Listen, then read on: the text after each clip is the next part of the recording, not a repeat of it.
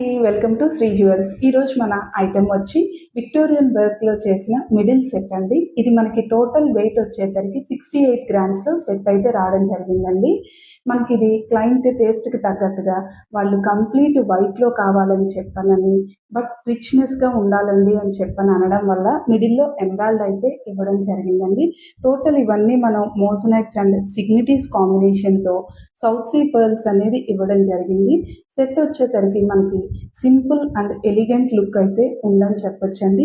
Ear tops కూడా హెవీగా ఉన్నాయి.